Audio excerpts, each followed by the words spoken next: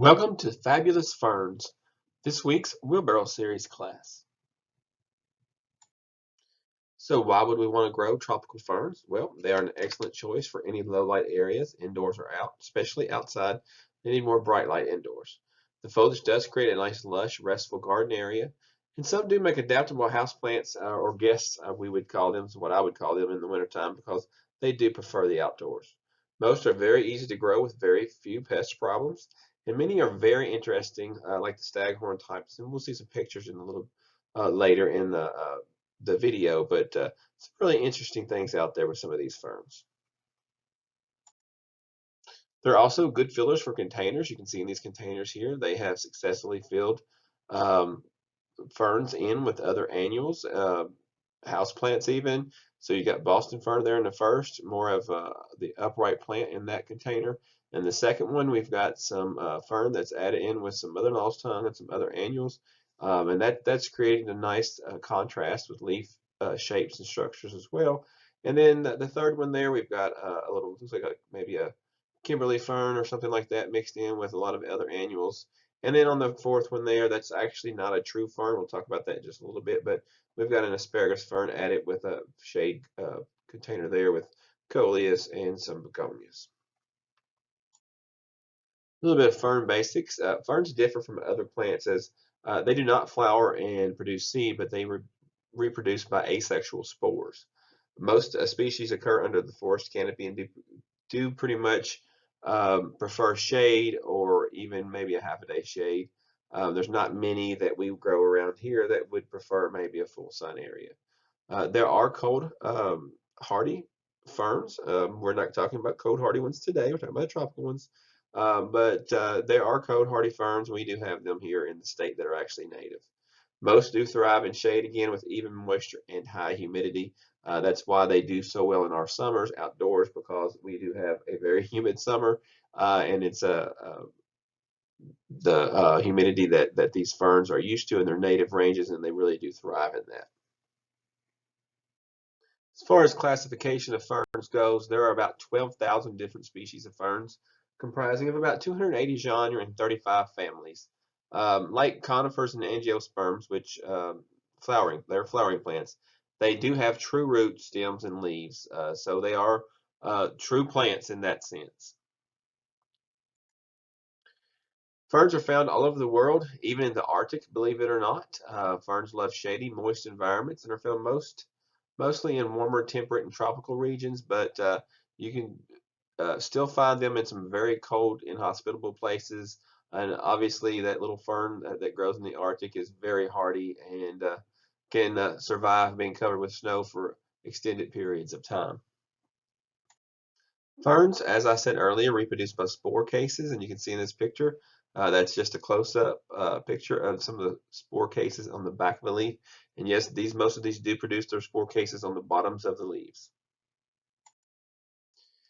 This is a quick, as I said the other day with some of the people in the in-person class, this is a quick fifth grade biology chart here. You can see spores there.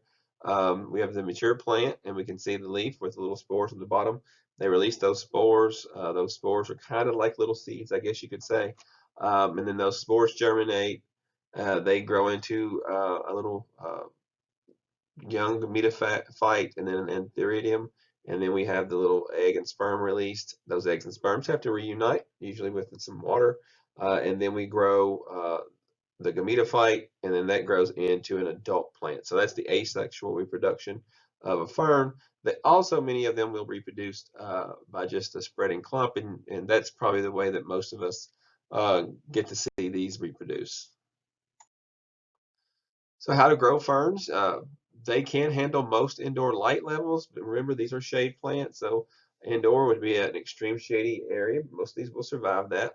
You do want to avoid direct hot sun because most of these, and I always say most because there's always exceptions to any rule, do prefer shade. Most varieties need high humidity, which can be challenging. As you can see in the picture there, this is a maidenhair fern, and you can see that it was indoors, and the low humidity there has caused some tip burning on the leaves. That's not ideal. Generally won't kill the plant as long as you keep the plant watered. This is one of those ferns, if it dries out, it does not appreciate it at all, and it will die quite quickly if it gets too dry. And even the low humidity there, you can see affects the leaves. Now, this low humidity can also affect other varieties, but this is just one that it affects quite readily and quickly. Some of the culture needs vary, so make sure to choose a variety suitable to the location that you're going to grow this plant in. And these varieties will need to be overwintered indoors or treated as annuals. It's up to you. You cannot leave these outside; they will be frozen. But sometimes I'll bring one in. Sometimes I'll just treat it as an annual. It just depends on the mood, or if I'm willing to put up with maybe the mess that some of these may uh, drop a lot of leaves indoors and cause some headache in that aspect. As far as your potting medium, best type of growing media varies widely among varieties, but most terrestrial ferns are happiest in a highly organic, well-drained media. Uh, Most of our general purpose potting soils are great for them. The mixture should hold moisture, but not excessively. Remember, these are plants that do like moisture, but they don't want to just stand in water. So you want to make sure that you put them in a container that can actually drain if you overwater. You do want a lot of organic matter in this medium because remember where these grow, most of these uh, terrestrial types are going to grow in a forest setting with a lot of humus and a lot of leaf mold, those kinds of things around. So it's a very high organic matter. Then we have the epiphytic types of ferns like the staghorn. They usually are mounted with a long fibers sphagnum. Um, the epiphytic types actually do grow naturally, usually in crotches of tree branches and those kinds of things, where there's not a lot of soil, but there is some organic matter in there. As far as temperature goes, many of these are tropical ferns and they hail from warm regions of the world. They occur in dense forest canopies again. They should be located in cooler areas outdoors. So make sure that you've got an area that's going to be shady enough and cool enough to keep these plants happy. Um, North sides of buildings, shaded porches, and under dense trees are great. Um, some of our shade trees are wonderful places for some of these to spend the summers, especially if they're in containers. We can keep them watered. Remember, a lot of times under our shade trees, that's dry shade, and many of these do not appreciate dry shade. So we get around that by growing them in containers under those trees. That way we can manage the water needs of those pots. And then indoors, your typical household temperatures usually will work, but just keep in mind that the humidity could be a factor indoors. So the humidity, ferns do thrive again with high humidity levels. That's the way they evolved. This occurs naturally in our summers, but our indoors we do have issues because of our heating and cooling systems that dries the air out, lowers the humidity quite a bit, and it can cause some foliage desiccation in that aspect, especially with some particular varieties of ferns like the maidenhair. So if you need to raise the humidity, places to do that is consider your bathrooms, unfinished basements. You may have to add some lights down there to grow them in the wintertime in a unfinished basement. You can also take some pebble trays and just take a little tray, put some pebbles in it, and set the pot on top of that, or even set the pebble trays around the plant. That would just evaporate and help raise your humidity around that plant. Also, another way to raise the humidity is to group plants together.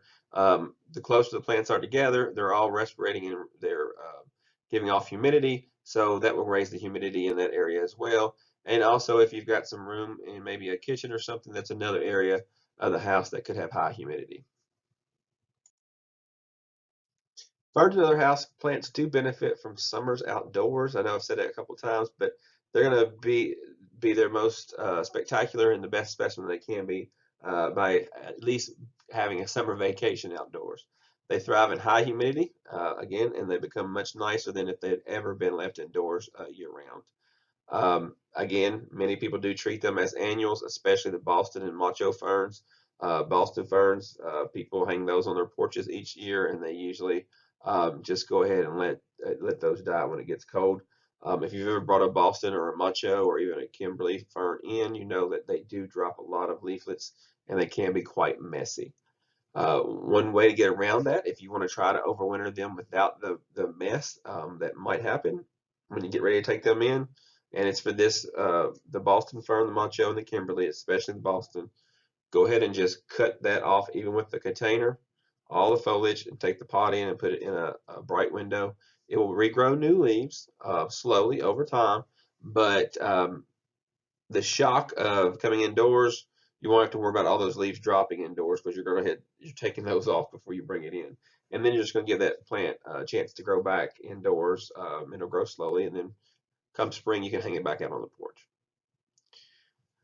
If you want to minimize some of the leaf drop, maybe some of the other varieties, and even the Bostons and the Machos, you can also just transition them into heavy shade before trying to transition them into the house. You're still going to get a lot of leaf drop when you come into the house, but if you take them from maybe a front porch hanging up where they're getting a little bit of sun to gradually the deepest shade you've got on your property for a couple of weeks, and then take them indoors, you'll minimize some of that leaf drop as well.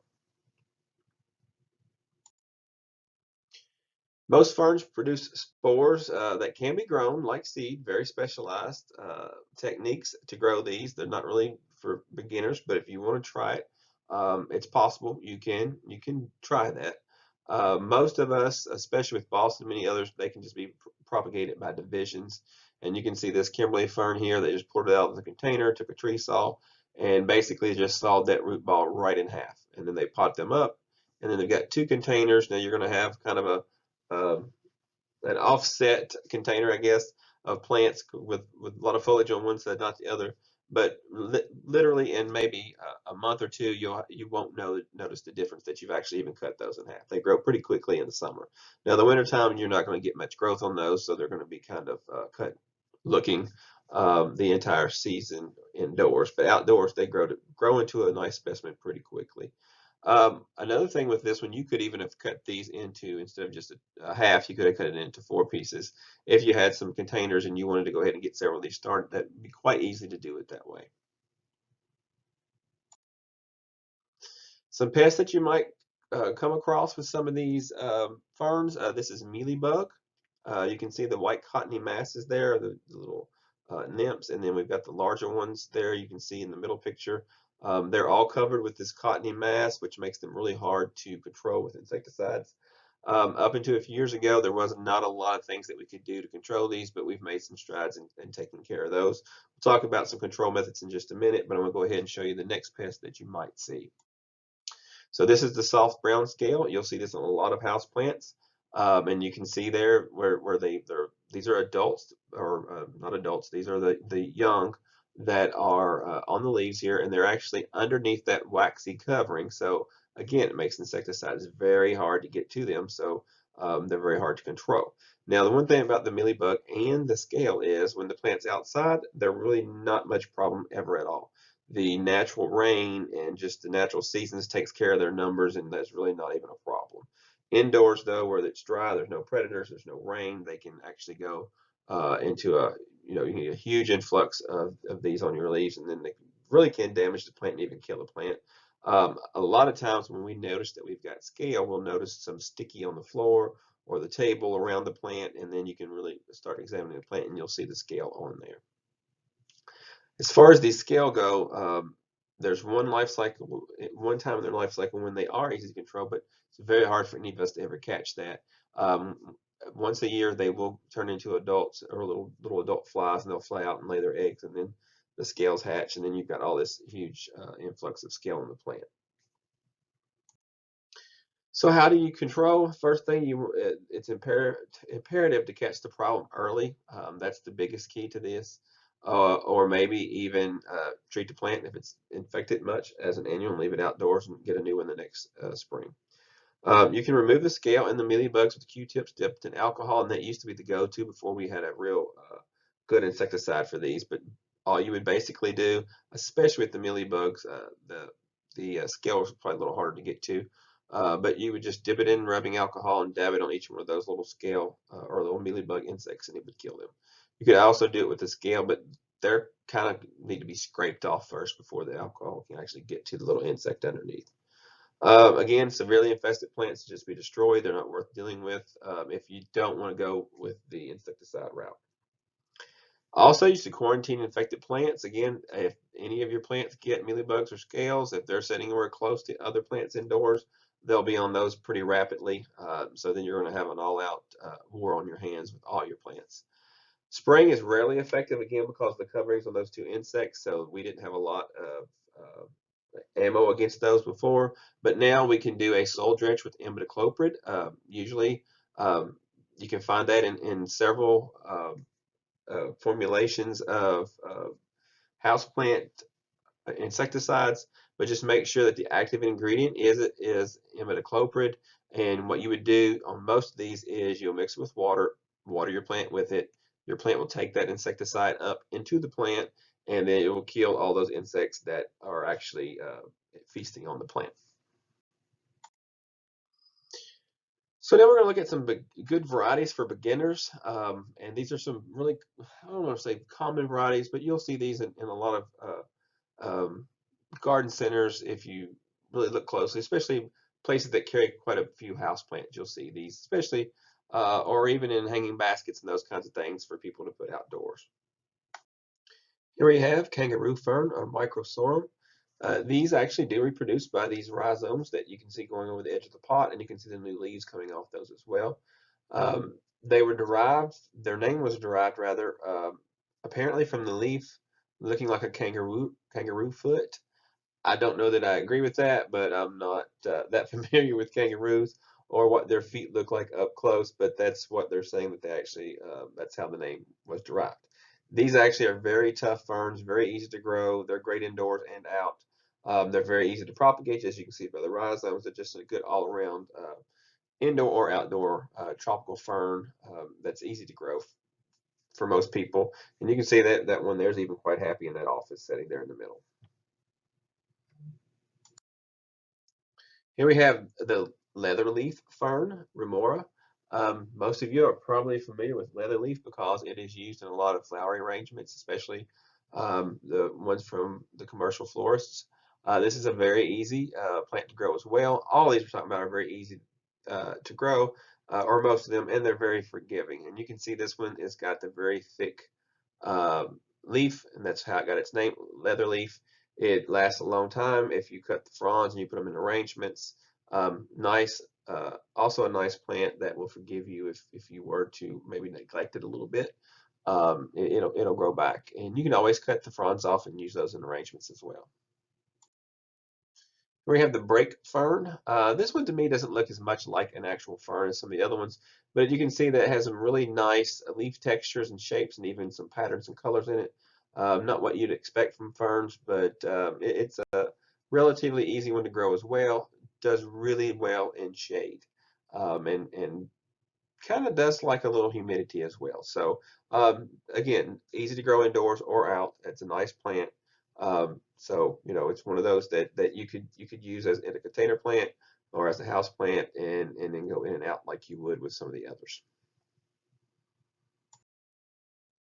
Here's the East Indian holly fern. Sometimes people will get these confused with the leatherleaf, but this one is a little bit smaller plant, a little bit shorter leaf.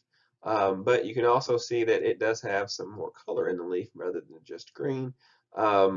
Its botanical name is arachnoides, which is that's like arac is like a spider. So somebody must have thought the leaves look like a spider, maybe, I don't know. But you can see the different variations in lines and veinations in some of the leaves there are pretty neat. And even like the solid green form there, it's a really neat shape leaf. This one will produce spores periodically, so just keep that in mind. Sometimes if you overwinter these indoors, sometimes the spores can be released while they're indoors, and it does cause a little dusty mess around the plant. So just keep that in mind if you're growing some of these, that it could happen. And here we have holly fern, which is a native to Asia. It is called the holly fern because it does have pretty sharp, prickly leaves on it. And you can see there they kind of do have a sheen of a holly. This is a pretty tough plant. It'll do quite well in any kind of deep shade in the back of your garden. Under a deep shade tree, it'll grow just fine. This one can get up to 2 feet tall, so you can get quite large. And you can see there it will spore periodically, usually once a year or so is whenever they'll do that. This one, believe it or not, though, is marginally hardy for us. So If you're wanting to try it, you can always plant it in the ground. In a protected site and see if it overwinters. Um, in warmer areas, it'll overwinter as an evergreen, but here, and obviously wouldn't. But it is said to be hardy from zone 6 to 10, so there's a good chance that you could get this to overwinter quite well for you, especially in a protected site. With our winters being the way they've been, and we're not getting down below zero for sustained periods of time. So, zone 6 usually is a -10 average low.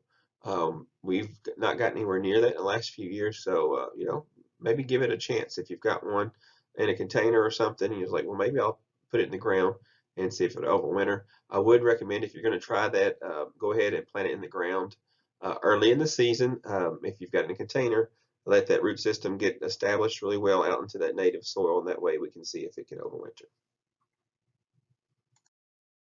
Here we have bear or rabbit's paw fern, and again, then this one does produce the rhizomes, like the kangaroo fern does, but they're a lot fatter and thicker. And you can see in that small pot in that first picture, if you look closely, you can see the little bear or rabbit's paws coming over the edge of the pot, especially if it gets really densely planted. It'll produce a lot more of those because they are rhizomes and they're trying to find a new home for these plants for its babies to grow. So you can see the leaves coming off some of those bear paws coming over the edge. Phlebodium is the botanical name. Really nice plants. Some of these do come in these blue hues, which is really pretty. It's a fast grower, easy to grow. Great for hanging baskets, great for larger containers. It's just a nice plant. It overwinters pretty well indoors as well. And if you look closely to that big one hanging there in the middle, you'll see some spores on some of those leaves. I have overwintered one of these for several seasons, and it did just about every maybe January, February indoors. It did spore and did make a little mess, so keep it. I would overwinter it somewhere where it does not going to drop on anything that's going to be stained or cause any problems. So carpet under this is probably not a good idea. Linoleum, hardwood floor, something like that would be great. Or you could put a little mat or something down if you're worried about it. You'll know ahead of time if it's going to spore. All you have to do is turn over some of those leaves, and you'll see the little spore sacs starting to form, and that way you know that eventually they're going to pop and the little spores are going to come out. Here are a few more pictures of Phlebodium, and you can see some different leaf shapes, and you can even see that this one actually, given a chance, will actually live on the bark of a tree if there's enough organic matter there for it to grow. You can see in that picture there on the right. The picture in the middle, the bottom small one, you can see where they are propagating these off the rhizomes. We would call these little pups that they have cut off of those, and you can start new plants that way. Here's rabbit's foot. Many of us are probably familiar with little rabbit's foot. Very easy to grow indoors and out. And they're grown because they have the little rhizomes that come over the edge of the container that look like little rabbit's feet, or somebody said the other day, more like white tarantula legs. But it's a good novelty plant, and it's got pretty foliage, very similar to the East Indian fern, or even the leather leaf. It's easy for me to say. But it's a nice little house plant. I think kids probably get a kick out of growing one of these. And here we have the staghorn fern, which is the epiphytic fern I talked about earlier.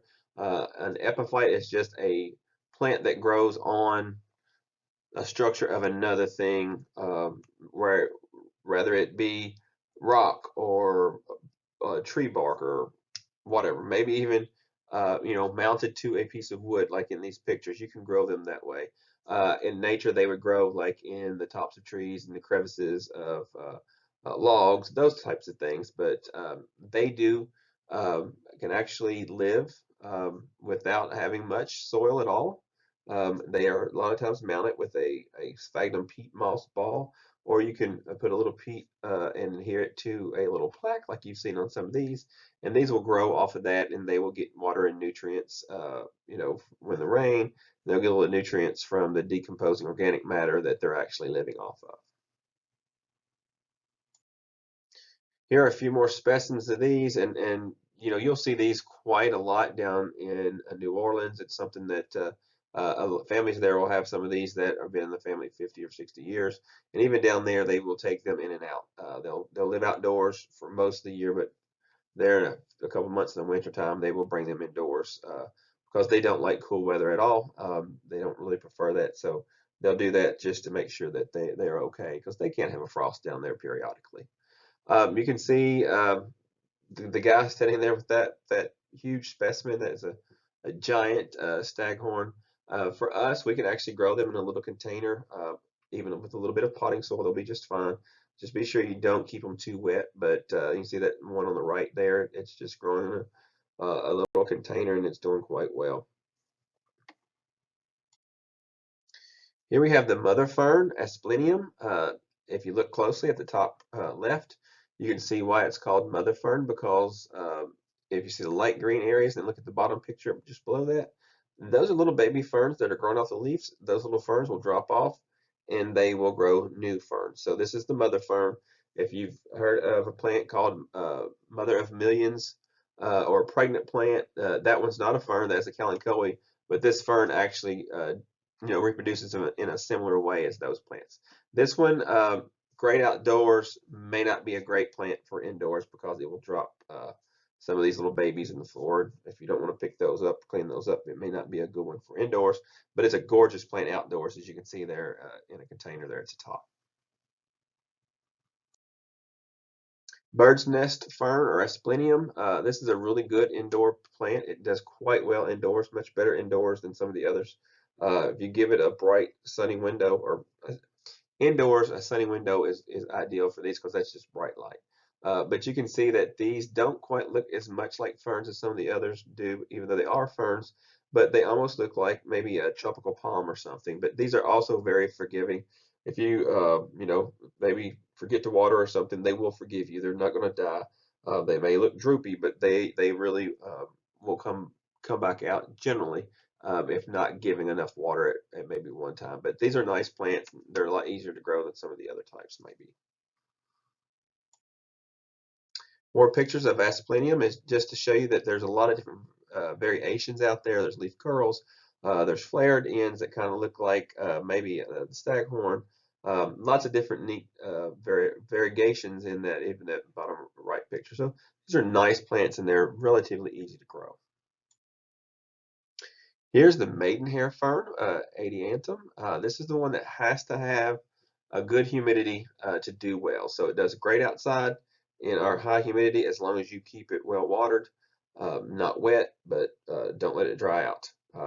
Indoors, it's one of those that needs to be in a higher humidity area or the leaves will scorch. But it has a nice, dainty, ferny look to it, and what we think of ferns. It's very soft leaves, so it's a really nice plant. And you can see they've even bred some little bit of color in some of the new foliage, or maybe not bred, selected for. But anyway, you can see there's a lot of different variations there. More pictures of the adianthums. You can see that there's thick leaves. There's even a red form there. The second picture on the right. Lots of pretty plants here. Sometimes people will even mount them on the wall with the pot and let the fern kind of droop down over. As you can see there with the basket hanging on the wall, really pretty plants. Here's the Boston ferns and their relatives. Most of us are probably mostly familiar with these ferns. Nephalepsis is the botanical name. The first one on the left is Kimberly fern. It's upright. The next one is the actual Boston fern, of what we think of Boston ferns. And then there's the next one with more of the fancy leaf or parsley look to it. And there's these little small forms that are smaller. And then the one on the right is the macho fern, which is the really large one.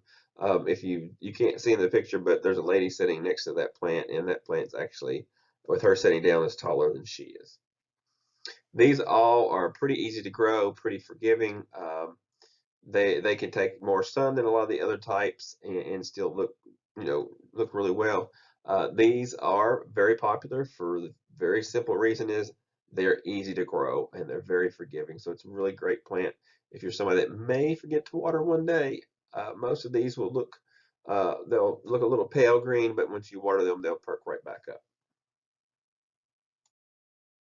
The Australian tree fern, just put that in there because it may be not an option for us because they get so large and they require a lot of humidity. But they do well in our summers. If you want to buy one and have it as a specimen, that's great. The indoor period, they don't really like, the humidity is too low. and they usually will die back. I've overwintered one at the office here, and they both were two. They looked really rough all winter. They did come back out in the spring, but they never really grew into a nice specimen plant like I would have wanted them to. But if you've got the patience for these and maybe the sunny window and high humidity, give one a try. But they're beautiful plants. But just know eventually they're going to get quite large and probably outgrow whatever room you have. And lastly, here we have the asparagus ferns, which are actually not ferns at all, or true ferns. These are actually flowering plants. They do flower and they do produce seeds, so they're in the flowering plant group, not the ferns. But they do have a fern look to them. People think they're ferns because of the way they look and the way they grow, but these are much more durable than most of the ferns. They do like brighter light, maybe not full sun, although couple of these varieties, the larger picture one and the one on the top right, I have grown or seen grown in full sun. They look a little yellow when they're growing there, but they grew quite fine. Now that one at the bottom right, that one's going to have shade. It's a shade plant. It's a little harder to grow than the other two forms.